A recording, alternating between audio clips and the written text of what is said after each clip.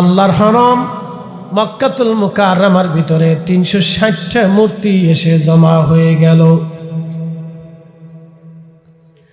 360টা মূর্তি আসার পরে প্রিয় নবী যেই দিন দুনিয়াতে তশরীফ আনলেন, শুনিয়া যান, রহমতের নবী যেই দিন তশরীফ আনলেন, আল্লাহর নবী দুনিয়াতে তশরীফ আনার সাথে সাথে হেরামের ভিতরে মক্কাতুল মুকাররমার ঘরের ভিতরে 360টা মূর্তি আল্লাহর পক্ষ থেকে সেজদায় পড়ে গেল।